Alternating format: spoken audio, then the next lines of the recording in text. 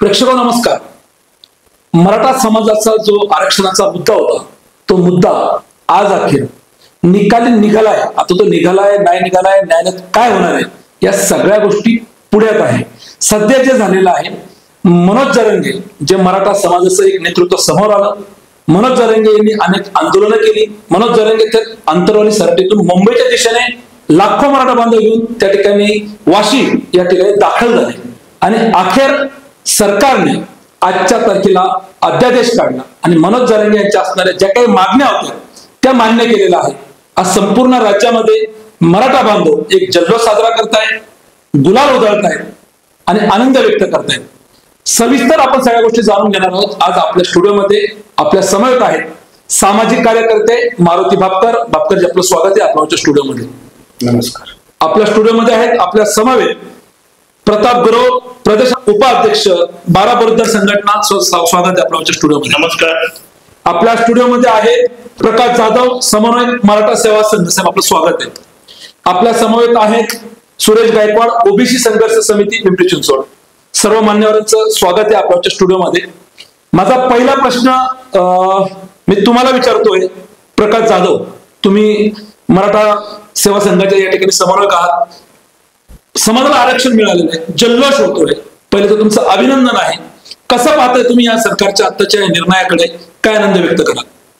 सर्वप्रथम मी आरक्षणाची संकल्पना मांडणारे महात्मा ज्योतिराव फुले, आरक्षण राबवणारे छत्रपती राजर्षी शाहू महाराज, त्याचप्रमाणे घटनेमध्ये आरक्षणाचा समावेश करणारे डॉक्टर बाबासाहेब आंबेडकर यांना विनम्र अभिवादन करतो. त्याचप्रमाणे मराठा आरक्षणासाठी आत्मबलिदान देणारे कैलासवासी अण्णासाहेब पाटील आणि 50च्या वर मराठा तरुण यांनाही या प्रसंगी विनम्र अभिवादन करतो. आणि या आरक्षणाकडे पाहत असताना हे नवीन काय मिळालेलं नाही, हे काय आहे, हे पूर्वीपासूनच जे कुणबीचा जो आरक्षणामध्ये समाविष्ट होता ओबीसीच्या, फक्त आपण कुणबी आहोत ह्याचे आपल्याला जे पुरावे द्यायचे होते गव्हर्नमेंटकडे, सरकारकडे, आणि दाखले घ्यायचे होते, ते ज्यांची ताकद होती त्यांनी आजवर ते दाखले मिळवलेले आहेत. त्यांना ऑलरेडी ते दाखले मिळालेले आहेत, ते त्याचा लाभ पण घेत आहेत.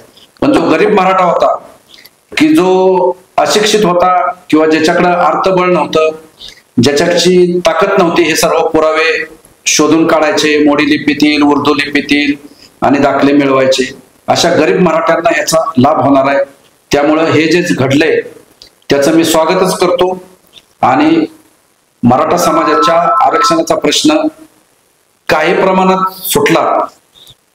पुढं काय होईल कोर्टात ते पुढे बघू, पण जे झालेली घटना आहे त्याचं मी स्वागत करतो आणि सरकारचं सुद्धा अभिनंदन करतो. आणि मनोज जरांगे पाटील यांचंही या प्रसंगी अभिनंदन करतो की त्यांनी आमचं नेतृत्व केलं. प्रतापराव, बारा बलुदा संघटनेचे आपण महाराष्ट्राचे प्रदेश उपाध्यक्ष आहात. जो काही निर्णय झालेला आहे या निर्णयाकडे तुम्ही कसं पाहताय? तुमचं वैयक्तिक मत काय आहे? जरांगे पाटलांनी जी भूमिका घेतली होती सुरुवातीला, गरीब मराठा लोकांना आरक्षण मिळावं, ते आज काही अंशी सक्सेस झालेलं दिसतंय आणि ते समाधान कायम टिकावं अशी आमची भूमिका आहे. परंतु हे ज्या पद्धतीने महाराष्ट्र शासनाने अशा पद्धतीने जवळजवळ 5-6 महिने खेळवत ठेवलं आणि यामुळं अशा पद्धत झाली की ओबीसी आणि मराठा समाजात प्रचंड दरी निर्माण झालेली आहे. आणि मधल्या काळात एकमेकावर अनेक फुलझाड्या उडवल्या गेल्या, त्याच्यामुळं समाजात तेढ निर्माण होती का काय असं वाटायला लागलं आहे. आणि अशा पॉइंटवर लिहिलेलं आहे हे आरक्षण न्यायालयात टिकल का नाही, कारण आता लवकरच त्यांनी अजून शिंदे समितीला 2 महिने मुदत वाढ दिलेली आहे आणि लवकरच लोकसभेचं बिगुल वाजेल आणि त्यात आचारसंहिता लागल्यानंतर या आरक्षणाचं काय होईल हे सांगता येत नाही. आजपर्यंतचा न्यायालय निकाल पाहता आतापर्यंत सगळे मराठा आरक्षणाच्या विरोधात गेलेले आहेत. बरं, सुरेशजी गायकवाड, आपण ओबीसी संघर्ष समिती पिंपरी चिंचवड काम पाहताय. आजचा जो काही निर्णय झालेला आहे, खरं तर गेल्या काही दिवसांमध्ये राज्यामध्ये चित्र निर्माण झालं, मराठा विरुद्ध ओबीसी बांधव सातत्यानं म्हणतायत की आरक्षण मराठा समाजाला द्या, परंतु आमच्या ताटातलं देऊ नका. आणि आज निर्णय झालेला आहे तुमच्या ताटातला त्यांना देण्यात आलेला आहे की त्यांना वैयक्तिक काय दिलं गेलंय? काय वाटतंय निर्णयाकडे पाहून? मुळात काल जो महाराष्ट्र शासनाने जी भूमिका घेतली आणि JR काढून मराठा समाजाला कुठेतरी शांत करण्याचं काम केलंय. वास्तविक पाहता ही काही काळापुरती शांतता आहे. बर, कारण हे आरक्षण जे दिलेलं आहे किंवा परवा उद्या कालचा जो JR काढलेला आहे 2:45 वाजताचा पाठीचा, तर ते पाहिल्याच्या नंतर कुठेतरी निवडणूक डोळ्यासमोर ठेवून या समाजाला खेळवत ठेवण्याचं काम या ठिकाणी केलं जातं. एक लक्षात घ्या, या ठिकाणी जरांगे पाटलांनी मागणी केली की आम्हाला आरक्षण पाहिजे तर ओबीसीतूनच पाहिजे. मुळातच ओबीसी मध्ये जवळजवळ 450 जाती, त्या जातीतल्या प्रत्येक घटकापर्यंत अजून आरक्षणाचा सुद्धा पोहोचलेला नाही. काही म्हणजे आपण पाहिलं असेल रोहिणी आयोगाच्या अहवालामध्ये. मग अशा परिस्थितीमध्ये जो समाज कित्येक वर्षापासून पिचलेला आहे, शोषित आहे, दुर्लक्षित आहे, त्याला सुद्धा कुठेतरी न्याय देण्याची भूमिका या ठिकाणी शासनाने घ्यायला पाहिजे होती. ठीक आहे, मराठा समाज मोठ्या प्रमाणात आहे, मराठा समाज मोठा भाऊ आहे, मराठा समाजाचं तुमच्यावर दबाव आहे, पण याचा अर्थ असा नाही की एकाला न्याय देताना दुसऱ्यांच्यावर अन्याय केला पाहिजे, अन्याय झाला करू नये. आणि नेमकी हीच भूमिका थोडस महाराष्ट्र शासनाने घेतल्या असल्या कारणानं आज त्यांना जरी मराठा समाजाला जरी वास्तविक पाहता मराठा समाजातील गरीब मराठ्यांना आरक्षण हे मिळालंच पाहिजे, त्यांना सोयी सवलती मिळाल्याच पाहिजे. कारण गावगाड्याकडे आपण शहरामध्ये एवढं जाणत नाही, पण गावगाड्याकडे फार मोठ्या प्रमाणात आज शेती नापीक प्रमाण वाढलेले आहे, शेतमालाला भाव देतात, अनेक अडचणी. ह्याच्यातून त्यांना कुठेतरी एक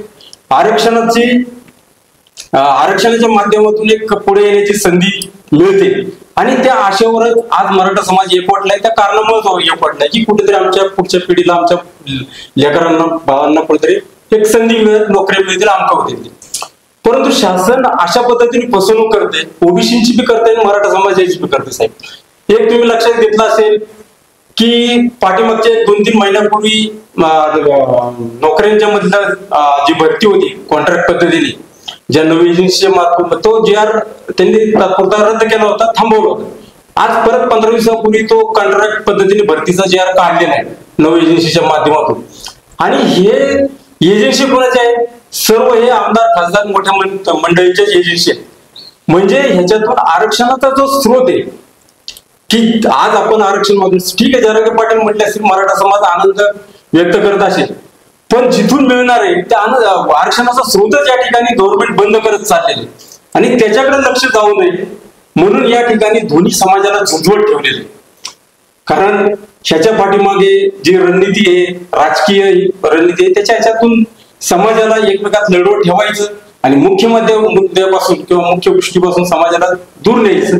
ही शासनाची जी भूमिका आहे ती काही काळानंतर लक्षात येईल. आज जरी लक्षात नाही आलं तरी काही काळानंतर, कारण शाळांचं खाजगीकरण आणि नोकऱ्यांचं कंत्राटीकरण, ह्याच्यातून आरक्षणचा लाभ जो मिळाला पाहिजे तो तेवढ्या प्रमाणात मिळणार नाही. आज ओबीसीची जी खंत आहे, ओबीसीची खंत ही आहे की राजकीय आरक्षण जे मिळत होतं ते जवळजवळ 50% अगोदरच कुणबींचे दाखले काढून दंडदांडग्यांनी गिळंकृत केलेलं आहे. आणि मग अशा परिस्थितीमध्ये ते आरक्षण केलं नव्हतं. आज ओबीसी मधलं 27%तलं फक्त 19% ओबीसीसाठी आहे, बाकीचं भटक्याविमुक्तांसाठी. आजच्या आरक्षणावर बोलू. आजचा जो काही निकाल झालेला आहे, काय कोणी अतिक्रमण केलं तो सगळ्याच विषय बाबतच आहे. तुम्हाला शेवटी चर्चेत घेतोय. त्याचं कारण असं आहे की तुम्ही सडेतोड बोलतात, तुमची भूमिका प्रकट असते, सामाजिक काम तुम्ही करताय. छत्रपती शिवाजी महाराजांची शपथ घेऊन मुख्यमंत्री एकनाथ शिंदे यांनी मी आरक्षण देणारच असं सांगितलं होतं. परंतु ज्या वेळेला खरा प्रश्न असा समोर येतो की ज्या वेळेला आंतरवाली सराटीतून मनोज जरांगे पाटील मुंबईच्या दिशेने निघाले, त्या 2 दिवसामध्ये एकनाथ शिंदे आपल्याला त्यांच्या सातारा गावामध्ये शेतामध्ये शेती करताना दिसत आहेत, नातवाला स्ट्रॉबेरी खायला घालताना दिसत आहेत. आणि मग आजच्या तारखेला, आज पहाटे हे गॅजेट जे अध्यादेश जे दिलं गेलेलं आहे हे कसं शक्य आहे? कारण त्याच्या 1 दिवस आधी मंत्रिमंडळातले जे मंत्री आहेत दीपक केसरकर ते सांगतात की जरांगे पाटील कदाचित लोणावळ्याला असतानाच त्यांना आनंदाची बातमी समजेल. मग जर हे सगळं होतं तर मग त्याला एवढे दिवस का लागले? हे जे आता अध्यादेश काढण्यात आलेलं आहे हे खरंच टिकेल का सरकारने निवडणुकीच्या तोंडावरती दिलेलं हे गाजर आहे, काही चॉकलेट आहे, काय म्हणा? खरं तर मराठा आंदोलनाची जी पार्श्वभूमी आहे यामध्ये 1980-82च्या दरम्यान कैलासवासी अण्णासाहेब पाटलांचा पहिला बळी या मराठा आरक्षणासाठी गेला. तदनंतर विनायकराव मेटे असतील, कैलासवासी जावळे पाटील असतील, काकासाहेब शिंदे असतील, किंवा तदनंतर जे काही उपरडीची घटना घडली आणि त्यामधनं जे 58 मोर्चे महाराष्ट्रात निघाले, त्या मोर्चामध्ये कोट्यवधी मराठा त्या मोर्चांमध्ये सामील झाला. आणि हे सामील झाल्यानंतर त्या मोर्चाला जी काही मदत मिळाली त्यामध्ये ओबीसी समाजामधले सुद्धा काही नागरिक, मुस्लिम समाज, ख्रिश्चन समाज, SC ST समाज यांनी उत्स्फूर्त असा पाठिंबा दिला आणि ते 58 मोर्चे जगाला हेवा वाटेल अशा प्रकारे झाले. तदनंतर मराठा समाजामध्ये या आंदोलनाच्या संदर्भात ठोक मोर्चामध्ये रूपांतर झालं, काही ठिकाणी हिंसाचार झाला आणि तदनंतर काही समन्वयक म्हणून त्यांनी हे आंदोलन बदनाम केलं. त्यांच्या क्लिप काही व्हायरल झाल्या, पैशाची लेनदेन वगैरे झाली आणि अशा प्रकारे ती बदनाम झाल्यानंतर मराठा समाजाचा संपूर्ण विश्वास हे जे काही आंदोलनाचं नेतृत्व करणारे लोक होते त्यांच्यावरून उडाला होता आणि हे आंदोलन संपलंय का काय अशी महाराष्ट्रात परिस्थिती झाली होती. मनोज जरांगे पाटील हे मागच्या 10 वर्षापासून आरक्षणाच्या आंदोलनावरती काम करणारा आमच्यासारखीच कार्यकर्ते होते. त्यांचं अधिकचं नाव कोणाला माहितीही नव्हतं, त्यांचं ते कधी प्रकाशात नव्हते. आंतरवरी सराटी या ठिकाणी त्यांचं आंदोलन सुरू असताना सरकारच्या माध्यमातून ज्या अमानुष पद्धतीने लाठीचार्ज त्या ठिकाणी झाला, त्यामध्ये महिलांची डोकी फोडली गेली, रक्तबंबाळ महिलांना केलं, लहान मुलांना मारलं, तरुण युवकांचे हातपाय मोडले आणि ते समाज माध्यमांमध्ये प्रसारित झालं. आणि ते सगळं चित्रीकरण पाहिल्यानंतर संपूर्ण समाज आगी भवामध्ये जसा दगड मारल्यानंतर खवळून उठावा तसा महाराष्ट्रातला संपूर्ण समाज खवळून उठला. आणि मग मनोज जरांगे पाटलांचं उपोषण 9 दिवसाचं, 17 दिवसाचं पहिलं आणि त्याच्यानंतर 9 दिवसाचं आणि दरम्यानच्या काळात दौरे आणि मग त्या आंतरवाडी सराटीतली 311 मध्ये 1.5 कोटी लोकांची सभा, हे सगळा प्रकार झाल्यानंतर संपूर्ण महाराष्ट्र ढवळून निघला आणि संपूर्ण समाज मनोज जरांगे पाटील यांच्या नेतृत्वाखाली एकत्रित आला. आता तो का आला, तर मनोज जरांगे पाटील हे शेतकरी कुटुंबातले, सामान्य परिवारातले, पत्र्याचं घर असणारे, त्यांचे वडील फेटा घालणारे शेतकरी, आईचा तो शेतकरी पेहराव, एक पत्नी, 2-3 मुलं त्यांची लहान लहान, ही सगळी परिस्थिती पाहिल्यानंतर सगळं आणि जे काही चर्चा वगैरे झाल्या त्या सगळ्या माध्यमांमधनं झाल्या, सगळ्या लोकांसमोर झाल्या, सगळे निर्णय ते लोकांसमोर ठेवायचे, निर्णय घ्यायचे, हे लोकांना भावलं आणि समाज मोठ्या प्रमाणात त्यांच्या पाठीशी उभा राहिला.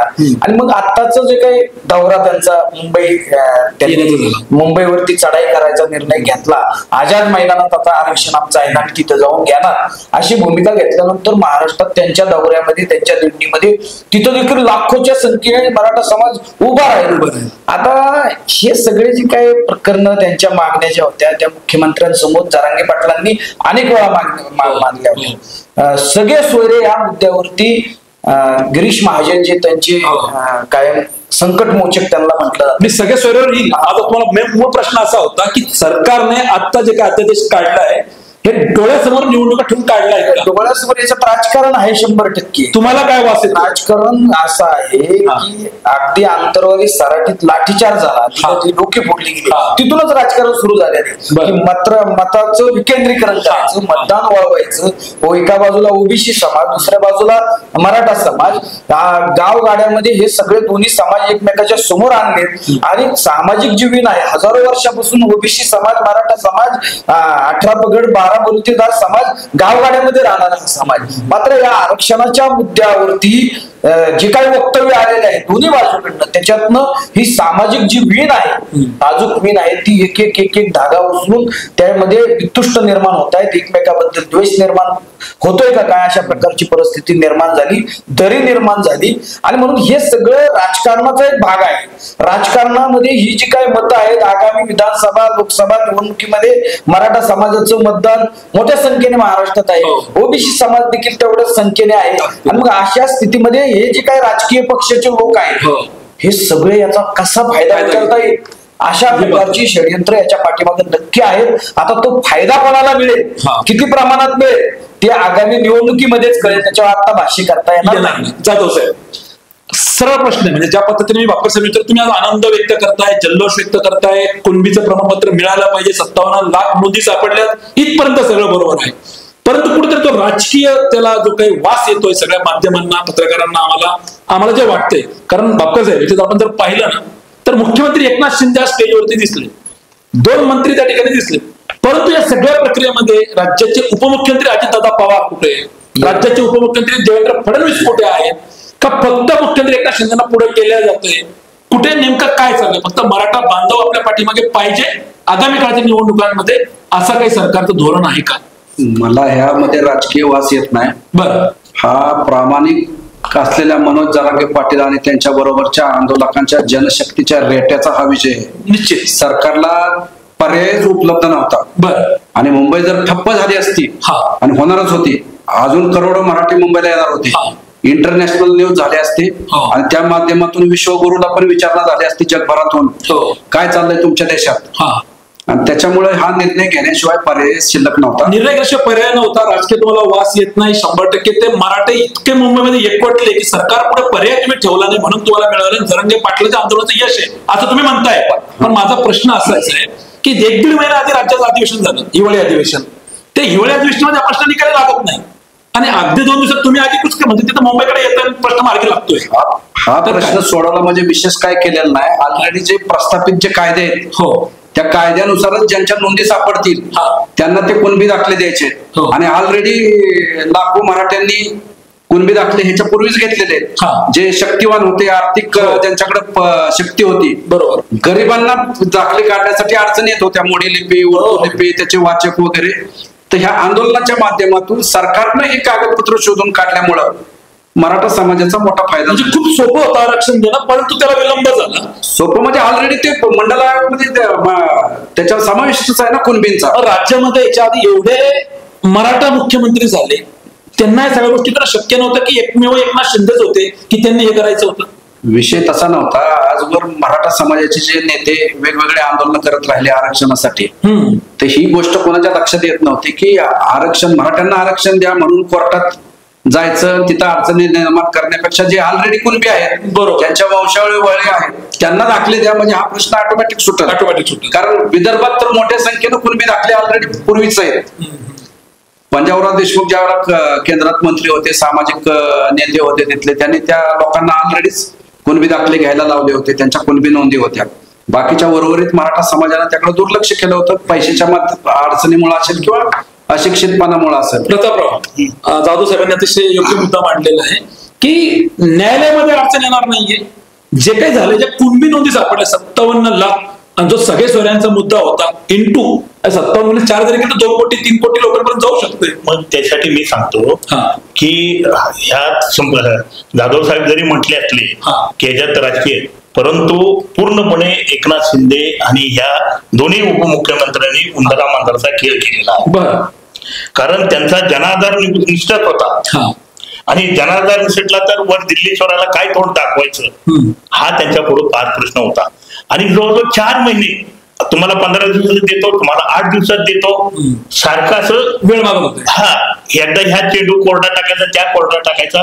आणि आता साधारण मार्चच्या पहिल्या किंवा दुसऱ्या आठवड्यात म्हणजे आचारसंहिता लागू होणार आणि त्या ह्याच्यात हे कसे देऊ शकणार आहे. आणि 10 दिवसात तुम्हाला नोंदी सापडतात, 6 महिन्यात तुम्हाला नोंदी सापडणार नाहीत. आणि ह्या ज्या नोंदी कुणबी आहे, आणि खरं तर आता जाधव साहेबांनी सांगितलं की मंडल आयोगापासून नाही, मंडल आयोगाच्या वेळेस आम्ही, मी आणि आनंद बोधे ह्या शहरात हे करत होतो, आमच्या मशिया VP सिंगांना आम्ही मशिया मानतो. त्यावेळेस आम्ही ह्या लोकांच्याकडे जायचो, त्यावेळेस म्हटलं अरे हे मागासवर्गीयासाठी, म्हणजे आता तो शब्द प्रयोग वापरत नाही की महारा मागासाठी तुम्ही कशाला लढताय. 1992ला मंडल आयोग लागू झाला महाराष्ट्रात. आणि त्यानंतर एक निर्माण झालं की स्थानिक स्वराज्य संस्थेत ओबीसीना स्थान मिळायला लागलं. 97 पासून काही ठिकाणी गुरव समाजाला जिल्हा परिषद अध्यक्ष कुणाला ह्या मिळायला लागलं. तो जो मुद्दा त्यावेळेस मराठा समाज पूर्णपणे झोपलेला होता.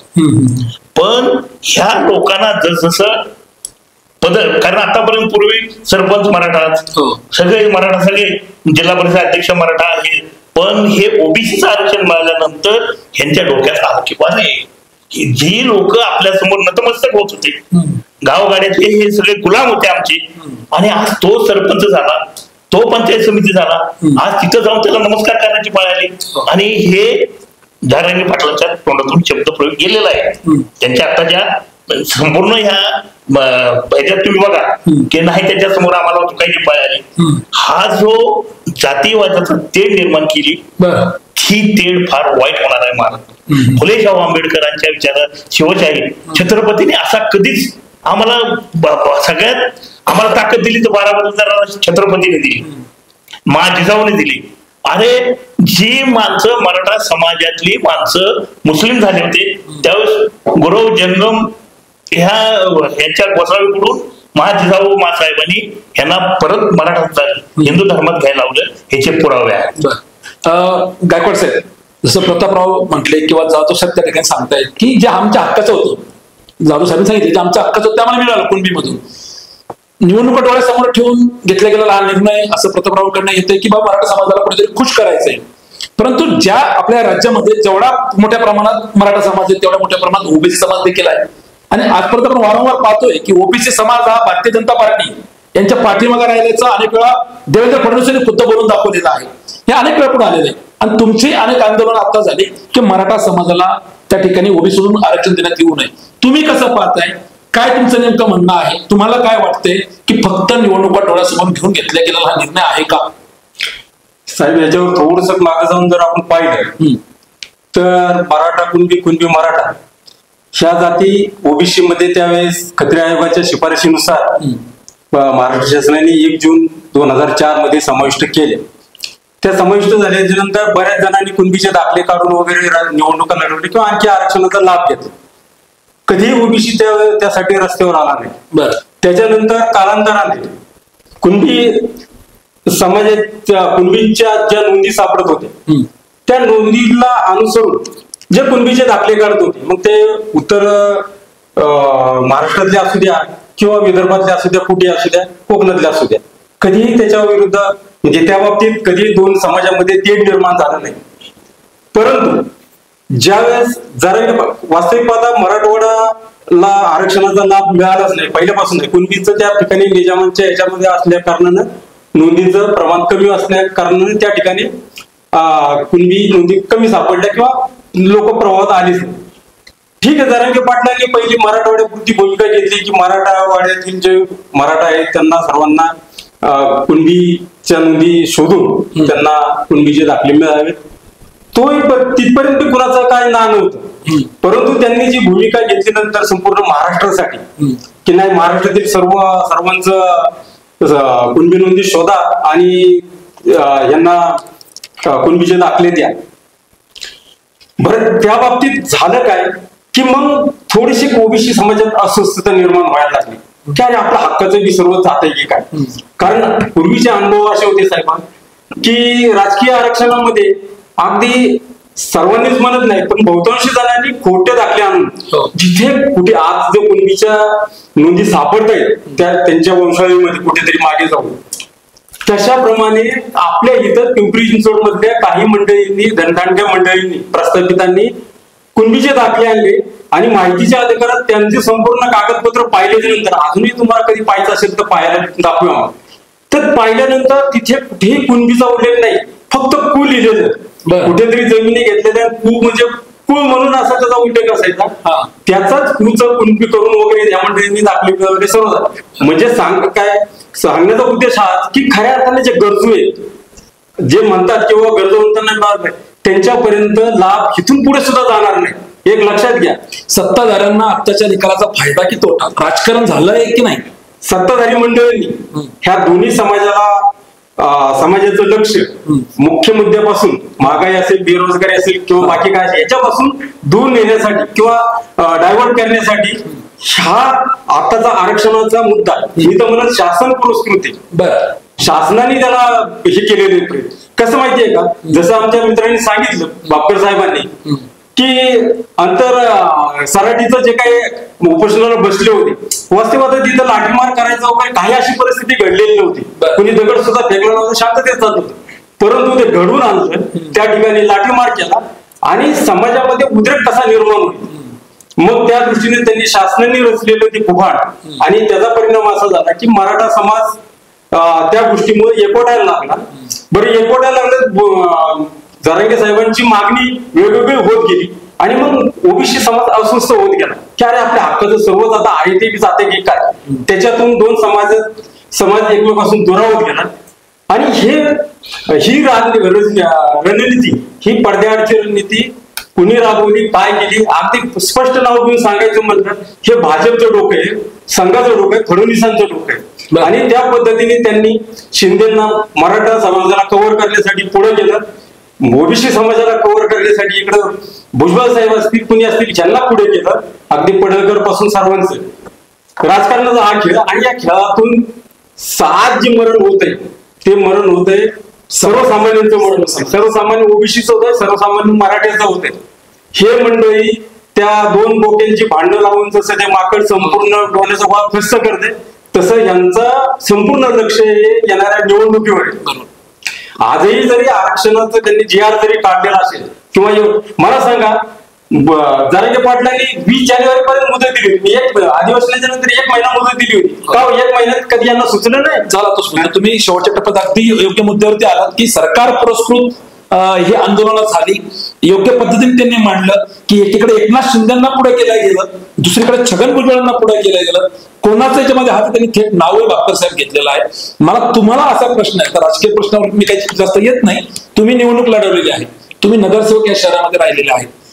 असं म्हटलं गेलंय की अनेक दांडग्यांनी याच्या आधी कुणबीचं सर्टिफिकेट प्रमाणपत्र काढून निवडणुका लढल्या, परंतु खऱ्या अर्थाने मनोज जरांगेंनी सातत्याने त्यांच्या ह्या आंदोलनामध्ये माझी लेकरं, मायबाप, जनता, लेकरांचा उल्लेख केलेला आहे. आता जो काही अध्यादेश निघालेला आहे, जे काही कुणबी सर्टिफिकेट प्रमाणपत्र वाटप होणार आहे, याचा शिक्षणामध्ये मुलांना त्यांच्या भवितव्यासाठी कितपत फायदा होईल. कारण दांडग्यांनी त्याचा फायदा घेऊन निवडणुका लढवल्या हे सगळ्यांनाच माहिती आहे, परंतु खरी अडचण जी आहे ते शिक्षणातली आहे, खरी अडचण ती नोकरीमधली आहे. याच्याकडे तुम्ही कसं पाहता? काय नाही, याच्यामध्ये महाराष्ट्राची जी काही सामाजिक आणि राजकीय स्थिती आहे त्याच्यावर जर आपण निरीक्षण जर केलं तर 60ला आपल्या राज्याची निर्मिती झाली, 1960ला. आणि राज्याची निर्मिती झाल्यानंतर मागच्या 70 वर्षामध्ये जवळपास 7 लाखापेक्षा अधिक शेतकऱ्यांनी आत्महत्या केलेल्या आहेत. आणि त्यापैकी 90% शेतकरी वर्गात मराठा समाज जो आहे, ग्रामीण पट्ट्यामधला जो मराठा समाज आहे तो आत्महत्या करतो. या आंदोलनामध्ये जवळपास 300-350 लोकांनी स्वतः आत्मबलिदान दिलेलं आहे आत्ताच्या काळामध्ये युवकांनी. म्हणून या आंदोलनाची जी तीव्रता आहे थोडीशी सगळ्यांनी समजून घेतली पाहिजे की मराठा समाजामध्ये प्रस्थापित काही घराणे आहेत 300-350, याच्यासाठी हा लढा नाहीच प्रवीण साहेब, हा गरजवंत मराठ्यांसाठी लढा आहे. म्हणून आम्ही त्याच्यामध्ये सहभागी आहोत. त्यांना सुद्धा भारतीय राज्यघटनेनुसार त्यांना सुद्धा अधिकार प्राप्त आहे. आणि भारतीय राज्यघटनेच्या चौकटीमध्ये मंडल आयोग असेल किंवा खत्री आयोग असेल साहेब, त्यामध्ये 183 नंबरला कुणबी ही जात आहे. कुणबी हा ओबीसी प्रवर्गामध्ये येणारी जात आहे. आणि ओबीसी आरक्षण हे एका विशिष्ट जातीचं नाही, तो एक प्रवर्ग आहे, त्यामध्ये अनेक जाती येतात. आणि म्हणून कुणबी त्यामध्ये असल्यामुळे आणि त्याची एक चौकट स्थानिक पातळीवरती प्रशासनाच्या माध्यमातून एक चौकट आखून दिलेली की ज्याच्या नोंदी सापडतात तो तहसीलदारकडे अर्ज करतो, तो प्रांताकडे जातो, प्रांताकडनं त्याचं त्या कागदपत्रांचं व्हेरिफिकेशन होतं, ते जात पडताळणी समितीकडे जातं, गावामध्ये दक्षता समिती जाते, त्याची तपासणी करते आणि ते जर खरं असेल तर ती जबाबदारी कायदेशीर त्यांची असते आणि मग तो कुणबी दाखला मिळतो. ही प्रक्रिया आहे. पण हे खरं आहे, काही लोकांनी याचा गैरफायदा घेतला, पैशाचा वापर केला, खोटे कुणबी दाखले मिळाले. आम्ही पहिल्यापासून सांगतो की असं खोटं काम करणार आहे त्याला फाशीची सजा दिली पाहिजे, त्याला सजा झाली पाहिजे. पण ज्याचा अधिकार आहे कुणबी नोंद जर मिळाली तर ती मिळाली पाहिजे. माझं मराठा आज नोंद आहे, माझ्या वडिलांची मराठा नोंद आहे, माझ्या आजोबांची मराठा नोंद आहे, पण माझ्या पंजोबाची किंवा खापर पंजोबाची नोंद जर कुणबी मिळाली तर मला कुणबी दाखला देणं हे बंधनकारक भारतीय घटनेच्या चौकटीत, कायद्याच्या चौकटीत बंधन आहे. हे सगळ्यांनी मान्य केलं पाहिजे. नाकारून कसं चालेल तुम्हाला? हा एक मुद्दा आहे. दुसरा मुद्दा शिक्षणाच्या संदर्भात कसं आहे की मराठा समाज जो आहे तो पहिल्यापासून हे आंदोलन जे कोपर्डीचं झाल्यानंतर सांगतो की शिक्षण आणि नोकरीच्या संदर्भात मुलांना नोकरी मिळत नाही, सुसाईड होते, आत्महत्या होते, शेती तोट्यात आहे, शेतमालाला हमी भाव मिळत नाही, 1.5 अधिक देऊ अशा प्रकारची आश्वासनं दिलेली ते मिळत नाही, खतांचे दर वाढले, पेट्रोल डिझेल वाढल्यामुळे सगळंच वाढले, शेती आटबट्ट्याचा व्यवहार आहे, तोट्याचा व्यवहार आहे, तोट्यामध्ये चाललेली आहे. अशा स्थितीमध्ये आपल्या मुलाला कुठेतरी नोकरी आरक्षणाच्या माध्यमातून मिळावी अशी भाबडी अपेक्षा मराठा समाजाची आहे. मुलांचं शिक्षण झालं पाहिजे, शिक्षणामध्ये आरक्षणाचा लाभ इतर समाजाला मिळतो तसा आमच्याही समाजाला मिळाला पाहिजे. आणि आमची पहिल्यापासून भूमिका आहे की प्रस्थापित मराठ्यांसाठी हा लढा नाही आमचा, तर गरजवंत मराठा जे आहेत त्यालाच हा लाभ मिळला पाहिजे. आणि त्यामध्ये जी काही क्रिमिलेअरची अट आहे, 8 लाखाच्या वरचे जे लोक आहेत त्यांना नाही मिळलं याच्यामध्ये लाभ, पण ती गरिबांना मिळली पाहिजे. आणि मग हा लाभ आता मिळेल का हा तुमचा प्रश्न आहे. तर गायकवाड साहेबांनी सगळं सांगितलंय की सगळे कंत्राटीकरण मोठ्या प्रमाणात झाले, शैक्षणिक संस्था ज्या शाळा आहेत त्या सगळ्या खाजगीकरणावरती चालवलेल्या आहेत. सरकार एका बाजूला संपूर्ण कंत्राटीकरण करते, मोठ्या प्रमाणात कंत्राटीकरणाला प्रोत्साहन देते, शैक्षणिक सगळ्या सरकारी यंत्रणा आहेत त्या सगळं बंद करते, आणि दुसऱ्या बाजूला हे आरक्षणाचा लढा मराठा विरुद्ध ओबीसी, ओबीसी विरुद्ध मराठा, धनगर विरुद्ध मराठा, मराठा विरुद्ध धनगर, आदिवासी विरुद्ध धनगर, धनगराविरुद्ध आदिवासी, बुद्धिस्ट समाजाच्या विरुद्ध मातंग समाजाच्या विरुद्ध अशी झुंजा लावतात आणि त्यातून राजकीय पोळ्या वाजण्याचा हा उद्योग चाललेला आहे. माझी विनंती आहे सर्व समाज घटकांना की आरक्षण हा मुद्दा संवेदनशील आहे, ते सगळ्यांचं टिकलं पाहिजे, सगळ्यांना राहिलं पाहिजे, कोणावरती अन्याय झाला नाही पाहिजे, ज्याचा हक्क आहे कायदेशीर तो त्याला मिळाला पाहिजे. पण हे सगळं करत असताना जर आपल्या ताटातच नसेल, हे जर सगळं कंत्राटीकरण आणि खाजगीकरणामध्ये जाणार असेल तर हा लढा केवळ फास्ट ठरणार आहे, हे मृगजळ ठरणार आहे. आणि म्हणून यासाठी कंत्राटीकरणावरती अमर्याद कंत्राटीकरण आणि अमर्याद खाजगीकरण शैक्षणिक क्षेत्राचं याच्यावर प्रतिबंध आणण्याकरता यामध्ये मराठा समाज असेल, कुणबी समाज असेल, ओबीसी समाज असेल, SC ST असतील किंवा इतर मुस्लिम समाज असेल, ख्रिश्चन समाज असेल, सगळ्या समाज घटकांनी याच्यासाठी एकत्रित येऊन लढलं तर आपल्या मुलांना काहीतरी मिळेल, अन्यथा पुढे काहीच मिळणार नाही. केवळ हे आपलं समाधान किंवा मिळालं आरक्षण मराठ्यांना सुद्धा, कुणब्यांना सुद्धा मिळालं, ओबीसीचं आहे, इतर समाजाचं आहे, मात्र तुम्हाला मिळणार काय त्यातनं लाभ. तर ही महत्वाची सगळ्यात मेक आहे. माननीय जरांगे पाटलांच्या आंदोलनाचं कौतुकच केलं पाहिजे परदेशी साहेब, सामान्य त्याच्यावर येणार त्याचा जो प्रश्न होता त्याचा तुम्ही कंत्राटीकरणामध्ये त्याला वळतं केलेलं आहे, काय नेमकं घडलेलं. मला जाधव साहेब तुमच्याकडे यायचंय. तुम्ही मराठा सेवा संघाचं काम करता, प्रत्येक मान्यवराला शेवटचा प्रश्न आहे माझा, तुम्ही मराठा सेवा संघाचं काम करताय. खरं तर आता आपण जे पाहतोय की खरंच आरक्षण मराठा समाजाला इतकं गरजेचं होतं का, की बाबा खरंच शिक्षणामध्ये अडचण येते, खरंच नोकरीमध्ये अडचण येते. कारण आरक्षण मिळाल्यानंतर आम्ही जे माध्यम बातम्या कव्हर करतोय त्यात तुमच्या सर्व बाकीच्या लोकांनी बाईट घेतोय, प्रतिक्रिया घेतोय. म्हणजे असं बोललं जातंय की छत्रपती शिवाजी महाराजांनंतर जरांगे पाटलांनी मराठा समाजासाठी घेतलेला खूप मोठा निर्णय आहे आणि त्याची तुलना छत्रपती शिवाजी महाराजांबरोबर केल्या जाते. तुम्ही याकडे कसं पाहता? तत्पूर्वी मला एक बोलायचं आहे की ते आता म्हणलं की जरांगे पाटलांनी वेळोवेळी भूमिका बदलल्या, पण जरांगे पाटलांनी कधीच भूमिका बदलली नाही. लक्षात घ्या की जरांगे पाटलांनी त्यांच्या भूमिका व्यापक केल्या. सुरुवातीला ते काय म्हटले की आमच्या हैदराबाद संस्थानामध्ये निजामशाहीमध्ये जी कागदपत्र होती ती कागदपत्र तिकडची आता मिळत नाहीत आणि आम्हाला ते शोधा तुम्ही, कारण आम्हाला ते अवघड आहे. आणि ते बघून ज्यांच्या कुणबी नोंदी असतील त्यांना दाखले द्या. आणि त्याच्यानंतर समिती नेमली गेली. त्या समितीला सांगितलं गेलं की इतर महाराष्ट्रात पण गरीब समाज आहे, तो आपले नोंदी मोडीत आणि उर्दूतल्या शोधू शकत नाही, आर्थिक त्याला अडचण येते, ते पण शोधा. म्हणजे मराठा समाजाच्या हितासाठीच त्यांनी भूमिका घेतली, त्यांनी कुठेही भूमिका बदललेली नाही. दुसरी गोष्ट, तुम्ही जो प्रश्न विचारला की छत्रपती शिवाजी महाराजांच्या बरोबर तुलना केली जाते जरांगे पाटलांची, जरांगे पाटलाची शिवाजी महाराजांबरोबर कुणाचीच तुलना होऊ शकत नाही. पण तुम्ही दुसरा जो प्रश्न विचारला होता की बाबा ते असं आहे आणि हे योग्य आहे का, ह्याचा फायदा मिळेल का मराठा समाजाला, म्हणजे विद्यार्थी शिक्षणामध्ये असेल, नोकरीमध्ये असेल, तर ह्याचा फायदा निश्चितच मिळणार आहे आणि मराठा समाजाला त्याची गरजच होती. म्हणून एका प्रामाणिक नेतृत्वाच्या पाठीमागे, जसं आता बापकर साहेबांनी सांगितलंय की सगळ्या नोकऱ्या असतील किंवा शिक्षण असेल सगळं त्याचा बाजार झालाय, सगळं त्याचं आपण कंत्राटीकरण त्याचं झालेलं आहे. आरक्षणाचा मुद्दा, आरक्षण मिळून त्यात पुढे काय, विद्यार्थ्याच्या मनामध्ये, तरुणांच्या मनामध्ये एकमेकाच्या जातीविषयी आरक्षणामुळे जो असंतोष होता तो ह्या माध्यमातून कमी होईल. आता यांचे मुद्दे एकदम बरोबर आहेत. पण तरी पण जे हाताच्या बोटावर मोजण्यासारखे समजा 10 जागा 100 जागा शिल्लक नोकरीच्या राहिल्या देशात, तरी पण समाजाच्या तरुणांना, युवकांच्या, विद्यार्थ्यांच्या मनात भावना निर्माण होती की मला पण आरक्षण आहे, भले मला नोकरी न लागू द्या, पण तो समाज काय म्हणल की मी अमुक परीक्षा दिली, समजा MPSC ची दिली, 100 जागा भरायच्या होत्या, माझा नंबर लागला नाही, पण मी काय म्हणणार, मी कमी पडलो, माझा कोणीतरी माझ्या समाजातल्या कुणाला तरी त्या 4 जागा मिळाल्या, समाधान होते. आता काय होते की तरुणाच्या मनात उलटी भावना निर्माण होते की त्यांच्यामुळे आमचं आरक्षण गेलं, संधी गेली. ही चुकीच्या भावना आहेत.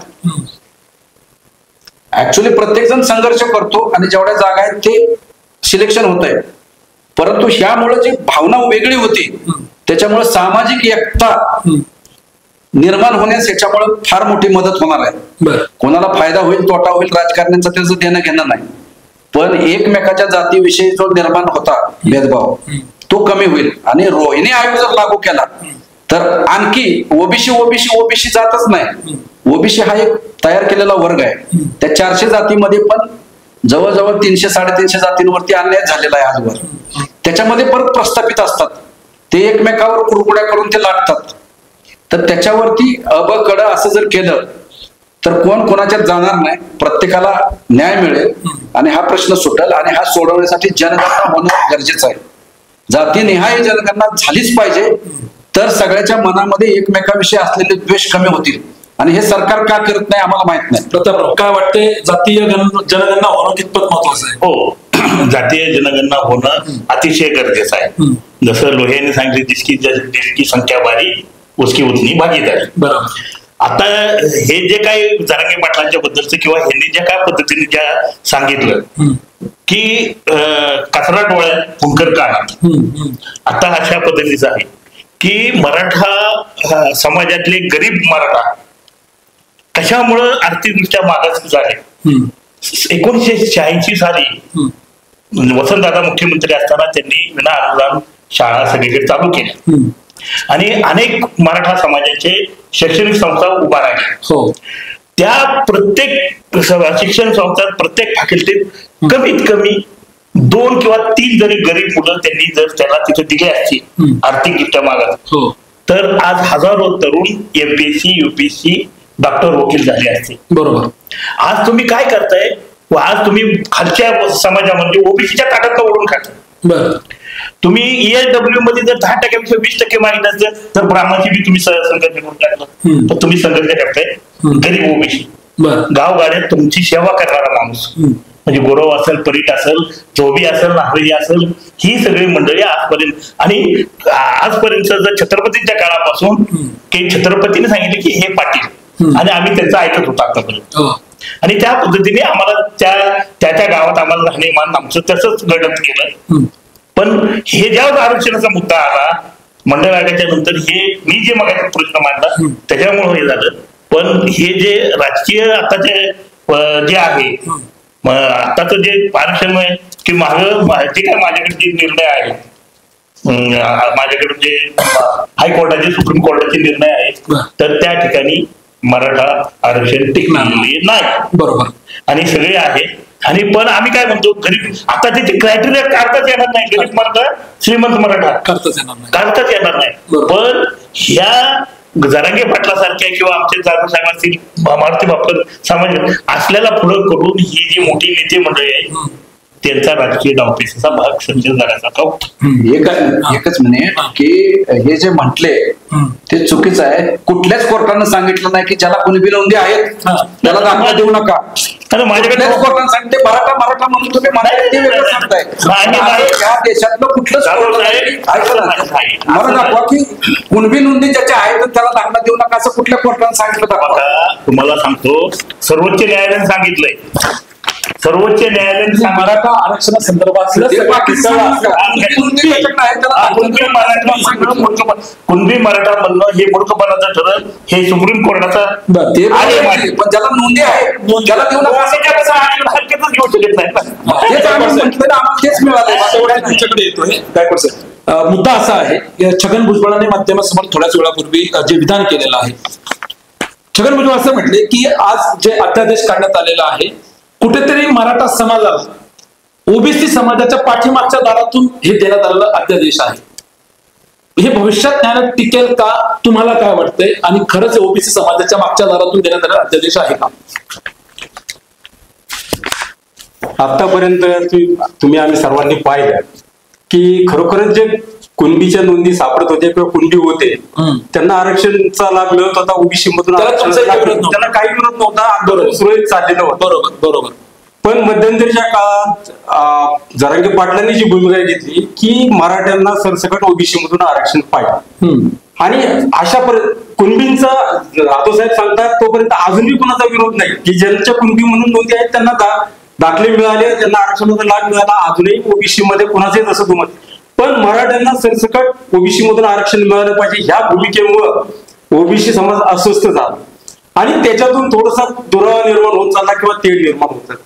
आज आपण पाहतोय की शासनाने जो जी आर काढलेला आहे त्या जी आर मध्ये जर जी आर ची कॉपी आहे माझ्याकडे व्हॉट्सअपला वगैरे, तर त्याच्यातून पाहिलं आपण की शासन सुद्धा कसं आहे बचावात्मक भूमिकेतून सगळ्या सोयऱ्यांना देणार, पण ते कुठे रक्ताच्या नात्यातले असं नाही. आपल्याकडे संस्कृती ही पुरुष प्रधान संस्कृती आहे, तेव्हा जो घरातला पुरुष असेल त्याच्या जाती, त्याच्या भावंड, त्याचे नातेवाईक त्याचे एवढं होतात. त्याच्यामुळे हे तर मिळतच होतं ना, जे एकमेकाच्या जाती जुने नाते संबंधातून आहेत किंवा त्यांना काही प्रश्नच येत नव्हता. म्हणजे शासन सुद्धा काय करत आहे, हा जो जे आर काढलेला आहे ते जे आर यासाठी काढलेला आहे साहेबा की फक्त त्यांना येणारी लोकसेवेची निवडणुकीला कोणत्याही परिस्थितीमध्ये त्या ठिकाणी अडचण नाही आली पाहिजे.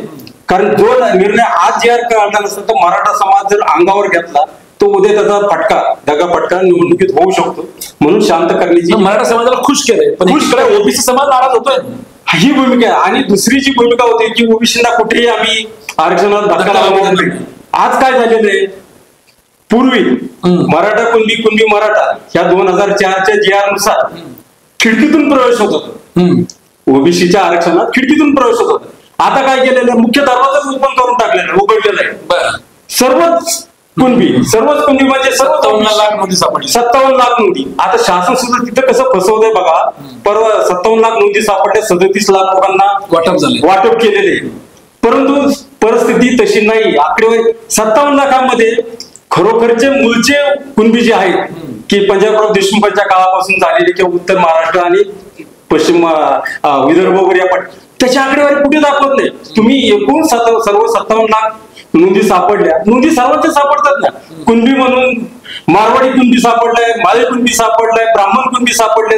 कुणबी म्हणून ज्या ज्या शेती करत होते त्यांच्या नोंदी सापडल्या. आता तुम्ही ते कसं करणार आहे, त्यांनाही तुम्ही इकडे आरक्षणाचं देण्यापेक्षा मारवाडी समाजाला अनेक अडचणी अनेक प्रश्न पुढे उभे राहणार आहेत. शासनाने काही गोष्टी गुंतागुंतीचे करून ठेवलेले.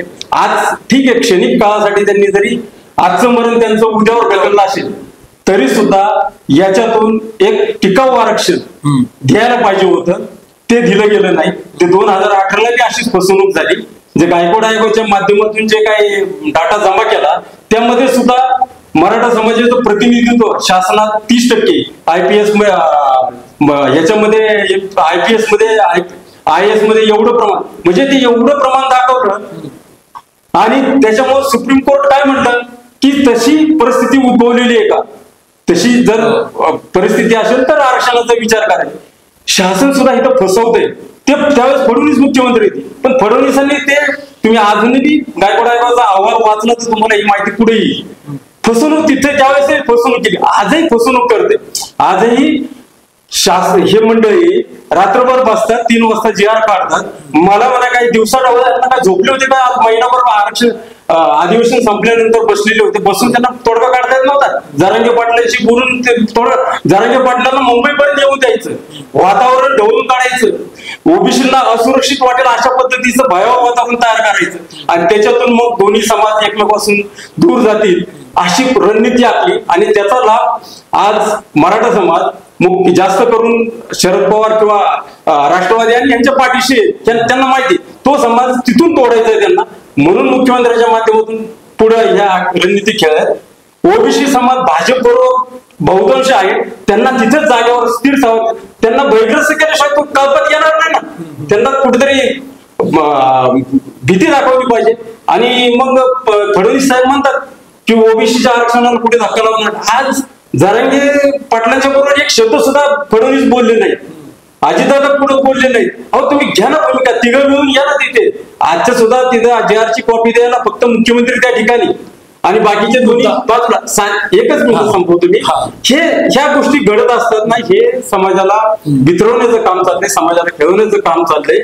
आणि जे ओबीसी सुद्धा आज एवढा भयभीत झालेला आहे की आपल्या गटात अगोदरच आपल्या 450 जागी जाती, त्यामध्ये 19% मिळते आणि 19% आणखी वाटेकरी झाला हा मोठा समाज 5 लाख वाला 5 कोटी वाला, तर मग राहते काय, कसं वाटेल येणार पुढे. आणि पालावरच्या माणसाला शेवटच्या पर्यंत आरक्षणाचा लाभ तरी मिळणार आहे का? बापकर साहेब, शेवट तुमच्याकडे येतोय. शेवटचाच मुद्दा आहे आपला हा, त्यांनी मांडलेला आहे. मला तुम्ही सांगा की मनोज जरांगे पाटील यांचा जो खरं तर एक मुद्दा होता तो म्हणजे सगळ्या सोयऱ्यांचा, नाहीतर याच्या आधी त्यांनी आंतरराष्ट्रीय उपोषण केलं तेव्हाही शासनाचे त्या ठिकाणी प्रतिनिधी आले, सगळंच मान्य झालेलं होतं. तर एका शब्दाच्या नोंदीसाठी मनोज जरांगेंना मुंबईत जावं लागलेलं आहे. आणि आज जो आपण ज्याला अध्यादेश म्हणतोय तो अध्यादेश आहे का ते फक्त गॅजेट आहे की फक्त अधिसूचना आहे, त्याच्यावरती 16 फेब्रुवारी पर्यंत हरकती मागवलेल्या आहेत. त्याच्यावरती तुमचं स्पष्टीकरण आणि शेवटच्या टप्प्याचं तुमचं मत काय वाटतं तुम्हाला सगळ्या निर्णयाकडे? नाही, याच्यामध्ये मनोज जरांगे पाटलांचं जे काही आंदोलन मागच्या काही महिन्यापासून सुरू आहे त्याच्या संदर्भात बोलत असताना आता प्रतापराव गुरव असतील किंवा गायकवाड साहेबांचं जे मत आलं किंवा आमच्या ताटातलं जाणार आणि ते जे काही भीती व्यक्त करतायत, तर त्या संदर्भात मराठा समाजाने ही भूमिका कायम घेतलेली आहे की कोणाच्या ताटातलं ओढून कोणाचं नुकसान करायची अशा प्रकारची भूमिका नाही.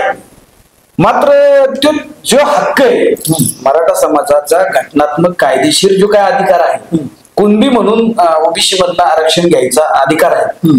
परदेश साहेब एक लक्षात घ्या, नारायण राणे समितीने देखील मराठा समाजाला 13% आरक्षण देण्याची शिफारस केली होती. बरोबर. गायकवाड समितीच्या अहवालावरती उच्च न्यायालयात टिकलं आणि सुप्रीम कोर्टामध्ये आरक्षण मराठा समाजाचं अडकलं. एसीबीसी हा नवीन करून 50%च्या वर जाऊन ही आरक्षण दिली होती. पण 50%च्या वर जर आरक्षण दिलं गेलं तर ते टिकत नाही. आणि म्हणून जरांगे पाटलांचं मागणी जी होती की आम्हाला ओबीसी द्या. आता ओबीसी द्या म्हणल्यानंतर हे मोठा समाज आहे मराठा समाज, तो जर ओबीसीत आला तर 450 जातीवरती अन्याय होईल अशा प्रकारची भीती ओबीसी बांधवांची आहे. मग जाधव सरांनी जर त्याच्यावरती उपाय सांगितलं की याचे प्रवर्ग किंवा अबकड अशा काय करून यांचा काही यांच्यामध्ये काही संबंध येणार नाही का, हा एक मुद्दा पुढे आलेला आहे या चर्चेत. आणि तो मुद्दाही करता येण्यासारखा आहे, केलेला आहे आरक्षणामध्ये. हे मुद्दे आहे. पण एक आणखी महत्वाचा मुद्दा आहे की एकूण 64% आमची संख्या आहे असं ओबीसी समाज म्हणतो. 32% एकूण समाज मराठा समाज म्हणतो आम्ही 32%वर. 64 आणि 32 किती झाले? 96. मुस्लिम समाज 12 समाज आहे, 12% आहे. 32% कुणबी धरून तुम्ही बोलताय. हा ठीक आहे, 32 कुणबी मराठा कुणबी ऑलरेडी ओबीसी मध्ये आहे. तुम्ही जे सांगताय 64% त्याच्यावरती ऐका ना, तुम्ही म्हणताय आम्ही 64%, मराठा समाज म्हणतो आम्ही 32%, जुळत नाही. 32% 64 म्हणल्यानंतर हे जातं 96%, 12% मुस्लिम किती झालं? 108 आणि त्याच्यानंतर ब्राह्मण आणि हे सगळे 105 आणि SC ST 20%, म्हणजे 132-34% ही आरक्षणाची संख्या जाती. याच्याबाबत शंका कुशंका आहे समाजाच्या, सगळ्या समाजाच्या आहेत. आता ह्या शंका कुशंका जाण्याकरता खरा ओबीसी समाज किती आहे, मराठा किती आहे, ओबीसी समाजामध्ये ऐका ना, ओबीसी मध्ये माळी समाज किती आहे, कुणबी समाज किती आहे, मोंजारा समाज किती आहे, धनगर समाज किती आहे, हे मोठे समाज आहेत ओबीसी. आणि मायक्रो ओबीसी जे आहेत, छोटे आहेत, ते किती आहे. हे मोठे जे आत्ताचे ओबीसीतले त्यांना किती आरक्षण मिळतं, ह्या मायक्रो ओबीसी आहेत त्यांना किती मिळतं. आता हा मराठा समाज जर विकून आला तर त्यांना किती होणार आहे आणि मग त्याच्यात कोण कोणाला अन्याय करतो हे स्पष्ट होण्यासाठी जात न्याय जनगणना होऊन सगळ्यांची संख्या पुढे आली पाहिजे. आणि ज्याची जेवढी संख्या असेल ना तेवढे त्यांना आरक्षणाचं आणि प्रतिनिधित्व मिळलं पाहिजे. हीच भूमिका पुढच्या काळात हे जर वाद संपुष्टात आणायचे असतील तर हीच भूमिका आपल्याला सगळ्यांना घ्यावी लागेल. आणि म्हणून शेवटचा तुमचा जो काही मुद्दा होता, काय तुमचं म्हणणं होतं की आता तुम्ही शेवटचा जो प्रश्न होता की अध्यादेश निघालेला आहे 16 फेब्रुवारी पर्यंत हरकती मागवलेला आहे, तो जो काय सगळे सोयरे हा मी त्याच्याबाबत अगदी स्पष्ट या ठिकाणी सांगू शकतो की जरांगे पाटलांच्या ज्या मागण्या आहेत की शिंदे समितीचं मर्यादा वाढवा आणि आणखीन काही नोंदी जर सापडल्या खऱ्या तर त्या मिळाव्यात, ती त्यांची मागणी मान्य झालेली. त्याच्यानंतर त्यांना त्यांची ही मागणी मान्य झालेली आहे की त्यांची मागणी अशी होती की त्यांची मागणी होती की काही गुन्हे दाखल झालेले आहेत 57 लाख कुणबी नोंदी मिळालेल्या आहेत, त्यांना दाखले द्यायची सुरुवात करायची, त्याची यादी वगैरे दाखवा आणि ती मागणी मान्य झालेली. ते सगळे गुन्हे मागे घ्या ही मागणी मान्य झालेली आहे. पण 307 सारखे दाखल झालेले गुन्हे मागे कसं आहे की माझं व्यक्तिगत मत आहे, जे 307 वगैरे असे गंभीर गुन्हे त्याचे ठोस पुरावे तिथं नाही माफ झाले पाहिजेत असं माझं मत. त्यांनी तसंच केलं. तसंच ऐका ना, जे निरापराध लोक आहेत, आंदोलन शांततामध्ये आंदोलन करतात, उपोषण करतात, त्यांनाही तुम्ही 28 गंभीर कलम लावले, पुरावा काय नाही अशांना सोडलं काय. त्याच्यानंतर जोपर्यंत हे निर्णय होत नाही तोपर्यंत मराठा समाजाचं जे ओपन कॅटेगरीमध्ये पुरावे मिळत नाही अशांचा निर्णय होत नाही, त्यांना त्यांच्या मुलांना मुलींना शिक्षण फ्री करा ही मागणी त्यांची मान्य केली. पण आमचं त्याच्यात असं मत आहे, केवळ मराठा समाजाच्याच नाही, सगळ्या समाज घटकातल्या मुलांना KG to PG मोफत शिक्षण मिळलं पाहिजे अशा सगळ्या त्यांच्या मागण्या मान्य झाल्यात आणि त्या योग्य आणि बरोबर आहे. फक्त हा सगळे सोयऱ्याचा जो मुद्दा त्यांनी टाकलाय त्याबाबत सरकारने जे काही अध्यादेश काढलेला आहे, शासन निर्णय केलेला आहे, त्याच्यावरती 16 तारखेपर्यंत सजेशन ऑब्जेक्शन होणार आहे. त्याच्यानंतर सरकार त्या शासन निर्णयाला अधिकृत मान्यता देण्याचा निर्णय घेईल आणि ती घेतल्यानंतर त्याला 100% कोर्टात चॅलेंज होईल असं माझं अंदाज आहे. मला कोर्टात आव्हान दिलं जाईल.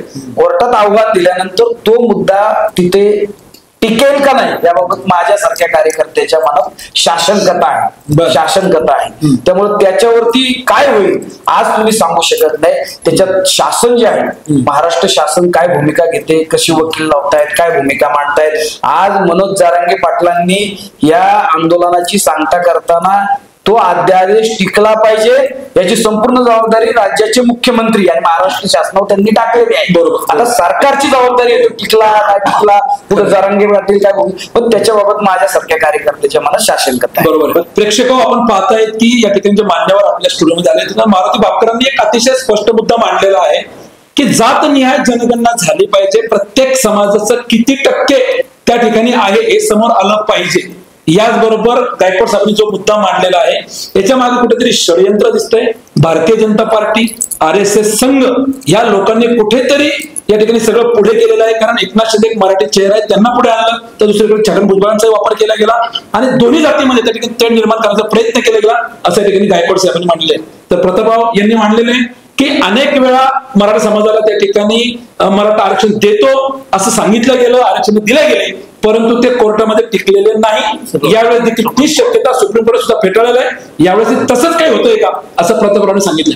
तर दुसरीकडे जाधव साहेबांनी सांगितलेलं आहे सुप्रीम कोर्ट असो तर कुठलंही कोर्ट असो, यावेळेला आमचं जे काय आम्हाला अध्यादेश मिळालेला आहे हे टिकणारच आहे, कारण आम्ही मराठा आरक्षण म्हणून त्या ठिकाणी मागत नाही, तर कुणबी समाजाच्या आमच्या ज्या कुणबीच्या नोंदी सापडलेल्या आहेत त्या कुणबी नोंदी 57 लाख सापडलेल्या आहेत, त्या आधारे आम्हाला हे आरक्षण मिळणार आहे अशा प्रत्येकाने आपल्या ठिकाणी भावना आणि मत व्यक्त केलेलं आहे.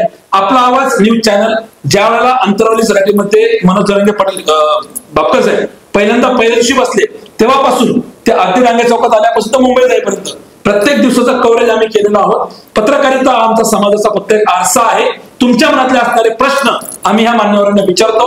यांच्या प्रत्येकाच्या मनात काय आहे, त्याची योग्य उत्तरं काय ते तुमच्यापर्यंत पोहोचण्याचं आमचं काम असतं. कारण आपण माध्यमांसमोर पाहतोय फक्त अध्यादेश मिळालेले आहे, परंतु राज्यभरामध्ये ज्या पद्धतीने जल्लोष सुरू आहे, पण जल्लोष सुरू असताना त्याच्या पाठीमागे अजून काय आहे, पुढे काय वाढलेलं आहे, पुढे चांगलं आहे की वाईट आहे, ते टिकेल की नाही टिकेल, या सगळ्या गोष्टी तुमच्यापर्यंत यायला पाहिजे.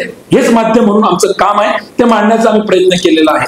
वेळात वेळ करून आपण सर्व मान्यवर आलात, आपले मनपूर्वक आभार. धन्यवाद.